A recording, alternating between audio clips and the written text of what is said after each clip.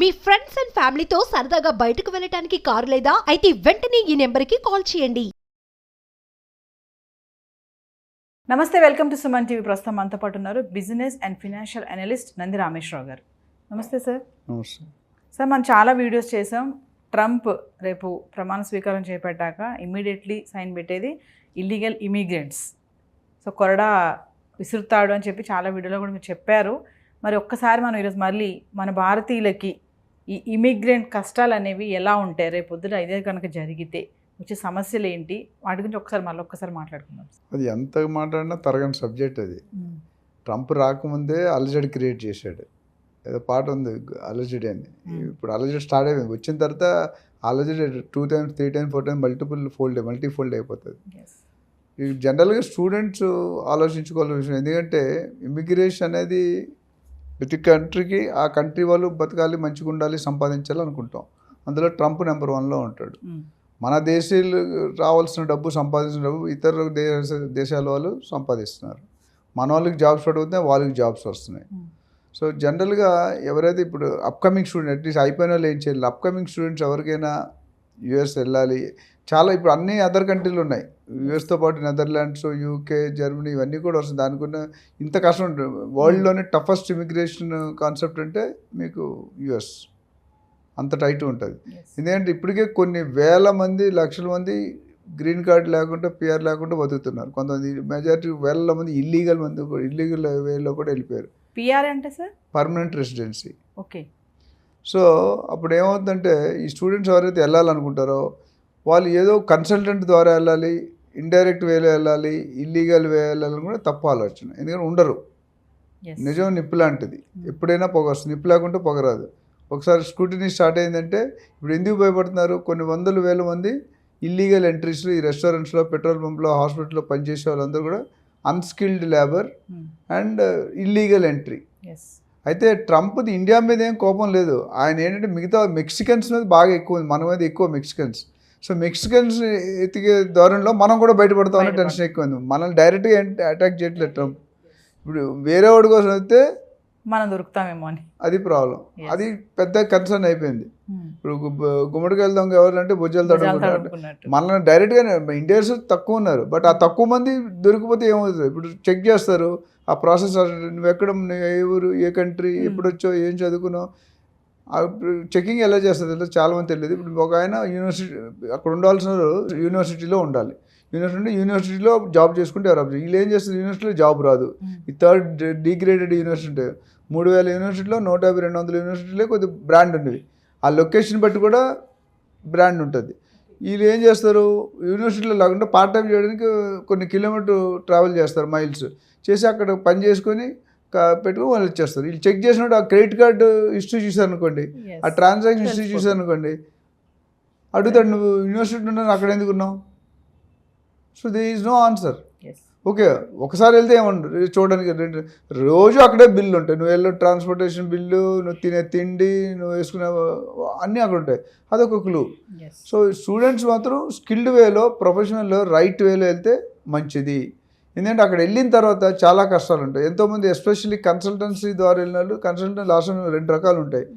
ఒకటి ఈ స్టూడెంట్స్ని యూనివర్సిటీతో టైఅప్ పెట్టుకొని స్టూడెంట్స్ని యూనివర్సిటీ దగ్గర పంపించి స్టూడెంట్స్ దగ్గర డబ్బులు తీసుకోరు, యూనివర్సిటీ డబ్బులు ఇస్తుంది వాళ్ళకి, ఒక మెథడ్.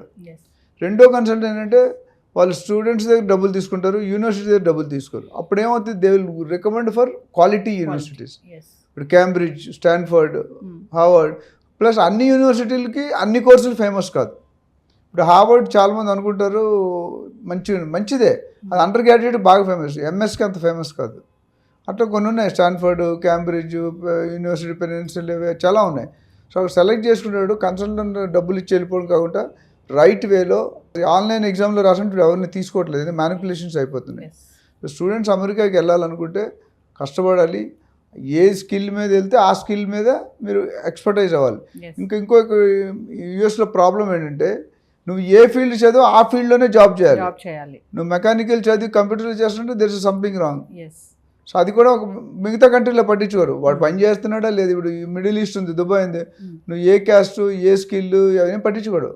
జాబ్ చేస్తున్నావా లేదా. ఇక్కడ అలా కాదు, నువ్వు జాబ్ చేసి ఇర్రిలవెంట్లో జాబ్ చేస్తే మళ్ళీ పట్టుకుంటావు. ఎందుకు నువ్వు కంప్యూటర్స్లో చదివి ఫార్మాలు ఎందుకు చేస్తున్నావు, కానీ ఈడేందుకు జాబ్ దొరక్క అక్కడ చేరిపోతాడు. సో అది కూడా కరెక్ట్. సో ఇమ్మిగ్రేషన్ ఇప్పుడు 80,000 మందికి లాటరీ సిస్టమ్ ఉంది. ఆ లాటరీ సిస్టంలో ఎంతమంది వస్తారు, 1:4 అని చెప్పాను నేను. 80,000లో ఏమవుద్ది, ఈ ఫస్ట్ టైం రాలేదు, ఓకే, సెకండ్ టైం రాలేదు, నెక్స్ట్ టైం వేసినప్పుడు స్కూటీనీ చేసినప్పుడు వీసా ఇమిగ్రేషన్ చేసినప్పుడు నీకు 2 సార్లు రాలేదు కానీ నువ్వు ఎందుకు ఇక్కడ ఉన్నావు. ఏ జాబు లేకుండా 2 నెలల కంటే ఎక్కువ 60 days పర్మిటెడ్. ఆ 60 days దాటితే టికెట్లు స్టార్ట్ అవుతాయి. So you should be very clear, వెళ్ళే ముందు ఎందుకు వెళ్తున్నాను, దేనికి వెళ్తున్నాను, ప్లస్ రీసెర్చ్ చేసుకోవాలి. యూనివర్సిటీ బాగా రీసెర్చ్ చేసుకోవాలి. ఆ యూనివర్సిటీ పేరు కంట యూనివర్సిటీ లొకేషన్ వాల్యూ ఉంది అక్కడ. కాలిఫోర్నియా అనేది బ్రాండెడ్, ఎక్కడో మన ఊరు పేరు తెలియదు, చిన్న చిన్న ఊర్లు ఉన్నాయి, అవి ఎవరికి తెలియదు. సో స్టూడెంట్ అనేది యూనివర్సిటీ గురించి రీసెర్చ్ చేయాలి, కన్సల్టెంట్ గురించి రీసెర్చ్ చేయాలి, కోర్స్ గురించి రీసెర్చ్ చేయాలి, జాబ్ ఆపర్చునిటీస్ గురించి రీసెర్చ్ చేయాలి. ఈ ఇంటర్న్షిప్ ఇప్పుడు ఎక్కువ యూనివర్సిటీలో రీసెర్చ్ ప్రొఫెసర్స్ ఉండరు. రీసెర్చ్ ప్రొఫెసర్స్ ఉంటే అదే యూనివర్సిటీలో అసిస్టెంట్గా జాయిన్ అయిపోవచ్చు. రీసెర్చ్ అసిస్టెంట్ అంటే జాబ్ అక్కడే ఉంటుంది, అక్కడే ఉంటాడు, క్యాంపస్లోనే ఉంటాడు. ఈ ఎక్కడైతే ఈ రీసెర్చ్ ఇప్పుడు స్టాండర్డ్ యూనివర్సిటీలో మాత్రమే రీసెర్చ్ ప్రొఫెసర్స్ ఉంటారు. ఈ చిన్న చిన్న యూనివర్సిటీలో అంత ఎఫర్ట్ లెక్చరర్లతో నడిపించేస్తారు. So lecturer is different, research scholar is different. So research ఉంటే నా కింద అసిస్టెంట్ పెట్టుకుని 4 ట్రైన్ చేసి 4 PhDలు ఇస్తాం వాడికి. సో అప్పుడు మన కిందే పనిచేస్తుంటే మన యూనివర్సిటీలో ఉంటాడు, మనం ఉన్న ప్లేస్ ఉంటుంది, అప్పుడు ఎటువంటి బాధ లేదు. అమెరికా వాళ్ళు ఎప్పుడు ఇబ్బంది పడతారంటే నువ్వు ఒక ఖాళీగా ఉండి ఇల్లీగల్గా వచ్చినట్టు ఖాళీగా ఉంటావు. ఎందుకంటే జాబ్స్ కూడా ప్రతి 4 ఒకటికే వస్తుంది. అంటే మిగతా 3 మొత్తం 3,20,000 మంది ఉన్నారు. మరి 80,000 తీసి మిగతా వాళ్ళు ఏమవుతున్నారు, ఎక్కడున్నారు, ఏ వేలో ఉన్నారు, ఇల్లీగల్ ఉన్నారా లీగల్ ఎవరికి తెలియదు కదా. ఇప్పుడు నాకు తెలిసి చాలామంది మిత్రులు బిజినెస్లు చేస్తున్నారు హోటల్, అక్కడ ఉన్న అసిస్టెంట్ అందరూ ఇల్లీగలే, వాళ్ళే చెప్తున్నారు ఇల్లీగల్. నెలకి $1,500 $2,000 ఇస్తారు, తిండి ఇచ్చేస్తారు, రూమ్ ఇస్తారు. సో $2,000 ఏంటంటే 1.6 lakhs. అమెరికాలో నథింగ్, ఇక్కడ ఇండియాలోనే వచ్చేస్తుంది. సో బట్ జాబులు లేక ఇప్పుడు బయటకి అక్కడ వెళ్ళి జాబ్ పోయింది అనుకోండి, ఇంట్లో చెప్పట్లేదు జాబ్ పోయిందని, చెప్తే ఇంట్లో వాళ్ళు భరించరు, పెళ్ళి అవ్వదు, కొంతమంది పెళ్ళిళ్ళు కూడా ఆగిపోతున్నాయి. అక్కడ కొంతమంది కేసులు ఉన్నాయి, పెళ్ళిళ్ళు ఎందుకు చేసుకుంటే ఇప్పుడు నన్ను ఇల్లు ఏంచి అమెరికాలో ఉంది, పేరెంట్స్ ఏంచి ఇండియాలో ఉన్నారు. ఇప్పుడు ఆ ఇండియా అమ్మాయిని చేసుకున్నాను, ఇటు ఇక్కడ తీసేస్తే మళ్ళీ ఇండియాకి వెళ్ళిపోవాలిగా, అది ఒక ప్రాబ్లం. కొంతమంది పిల్లలు కూడా కనట్లేదు, కంటే మళ్ళీ మమ్మల్ని తీసేస్తే పంపించేస్తే రిటర్న్ పంపిస్తే. సో ఈ చాలా ఛాలెంజ్ చేస్తున్నాయి. ఇది మాట్లాడుకుంటే చాలా పెద్ద సబ్జెక్టు. ట్రంప్ ఏంటంటే ఈ వాంట్ టు రెగ్యులరైజ్.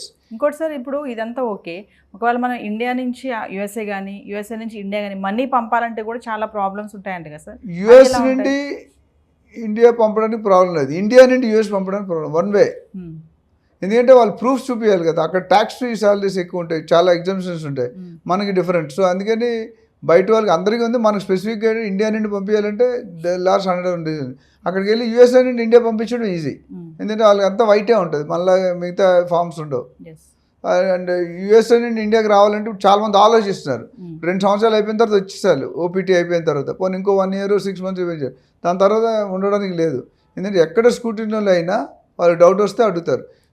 యూఎస్ వీసాలో ఏమడుగుతారు, ఇమిగ్రేషన్కి వెళ్ళినప్పుడు వీసా ఉంటుంది కదా మనకి, ఇంటర్వ్యూ కూడా ఉంటుంది. వీసా ఇంటర్వ్యూలో ఏమడుగుతారంటే వాడిని కంగిస్తారు, అంటే టెంప్ట్ చేస్తారు. నువ్వు ఇక్కడ ఇల్లీగల్ ఉన్నావు కదా, నువ్వు హోటల్లో ఆడికి తెలియదు అసలు ఈ పని చేస్తున్నాడు ఈ చెప్పడు. వాడు ఏమంటే వీసా ఆఫీసరు, నువ్వు పలానా పెట్రోల్ పంపులో చేస్తున్నావు కదా, ఎలా చేస్తావు అంటాడు. ఇటు చేయడు, వాడు భయానికి ఒకసారి ఓకే అన్నాడు అనుకో, వాడితోనే సంతకం పెట్టేస్తాడు, వీడు ఒప్పుకున్నాడని పంపించేస్తాడు. చాలా భయం పెట్టి చెప్పిస్తాడు. అంటే నిజమైతేనే నువ్వు చెప్పలేరు, ఒక అబద్ధం అనుకోండి మీరు చెప్పలేరు. అంటే sir visa system always depends on job అంటే ఏం చెప్తారు? అంతే, ఎవరైనా మనకి స్పాన్సర్ చేసే వాళ్ళు ఉంటే అమెరికా విల్ బీ హ్యాపీ. అంటే అక్కడ ఉన్న కంపెనీ కానీ హోటల్ కానీ ఏం చెప్పాలంటే వీడి అవసరం మాకు ఉంది, వీడు లేకపోతే మా పని ఆగదు, మా బిజినెస్ ఆగిపోతుంది, బిజినెస్ అవ్వదు అని 101 reasons ఇచ్చి చెప్పాలి. ఆ స్పాన్సర్షిప్ ఉంటే దే కెన్ స్టే. ఇప్పుడు చాలా మంది 10-20 సంవత్సరాలు ఉన్న వాళ్ళు బట్టి కూడా జాబులు పోతున్నాయి, వాళ్ళు కూడా టెన్షన్లో ఉన్నారు. అంటే ఇలా ఇల్లీగల్ గా ఇమిగ్రెంట్స్ ఎవరైతే ఉన్నారో ఫ్రీక్వెంట్ గా ట్రిప్స్ కూడా వేయలేరా సార్? వేయలేరు. ఎందుకు వేయలేరు అంటే వెళ్తే ప్రతిసారి చెకింగ్ అవుతుంది. నువ్వు ఇండియాకి ఎందుకు వెళ్ళి, అసలు యూఎస్ మనీ ఎందుకు వస్తావు, నీ వీసా అయిపోయింది కదా, నీ స్టడీస్ అయిపోయినాయి కదా. చాలా మంది అమెరికా వాళ్ళు ఏమనుకుంటారంటే మనం ఇండియన్స్ కానీ అదర్ కంట్రీస్ వెళ్ళి చదువుకోవాలి, అక్కడ చదువుకొని 50-60 లక్షలు కోటి రూపాయలు కట్టేసి చదువు అయిపోయిన తర్వాత వచ్చేయాలంటారు. అది వాళ్ళ రూల్. మన రూల్ ఏంటి, మనం వెళ్ళి 50 లక్షలు 5 కోట్లు చేసుకొని మనం వెళ్తాం. So there is a slip between the cup and the lip. So మన ఆలోచనకి ఆ ఆలోచనకి చాలా తేడా ఉంది. సో అక్కడ చాలా ఇబ్బంది. చాలా మంది 5 సంవత్సరాలు రారు, ఇండియాకి వస్తే మళ్ళీ వెళ్ళలేడు. అంటే సార్ యుఎస్ఏ బార్డర్ దాటితే ఇంటికి వెళ్ళలేరు అంటే ఏమంటారు సార్? అది క్వశ్చన్ మార్క్ అంటే యుఎస్ అది ప్రొఫైల్ పెట్టి ఉంటుంది ఏదైనా. ఇప్పుడు లాటరీ సిస్టమ్ 2-3 సార్లు ఎన్నిక కాలేదనుకో, అది ఒక నెగిటివ్ పాయింట్, ప్రొఫైల్ పడిపోతుంది. ఈ లాటరీలో ఎన్నిక కాలేదు, నెక్స్ట్ లాటరీలో ఇటు ఇన్కమ్ రావట్లేదు, ప్రూఫ్ చూపించారు, అపాయింట్మెంట్ కొంత డమ్మీ లెటర్స్ క్రియేట్ చేసేస్తారు కన్సల్టెంట్స్. ఆ కంపెనీలతో వాళ్ళు శాలరీ ఇవ్వరు, శాలరీ ఇచ్చినట్టు తీసుకుని ఏదో రికవరీ చేసుకుంటారు. ఇవన్నీ ఏదేమంటే మనం చెప్పాల్సింది అనుకుంటే, మీరు అమెరికా వెళ్ళడం తప్పు కాదు, వెళ్ళాలంటే మంచి ఫామ్గా రైట్ రాయల్గా వెళ్ళండి. రైట్ ప్రాసెస్ వెళ్తే మీకు ఇల్లీగల్ ప్రాసెస్లో వెళ్ళిపోతే ఏదైనా షార్ట్ కట్స్ వెళ్తే ఎప్పుడైనా డేంజరే. అంటే ఓవరాల్గా చూసుకుంటే ఇప్పుడు ఇమిగ్రేషన్ హీట్ అనేది బాగా ఉంది అని చెప్పుకోవచ్చు అంటారు. బాగా కాదు, ఫుల్గా ఉంది. అది జనవరి 20 తర్వాత ఇంకా పెరుగుతుంది. సో అది we have to wait and watch. No we wish good luck for the people are going to America. Thank you sir. Thank you.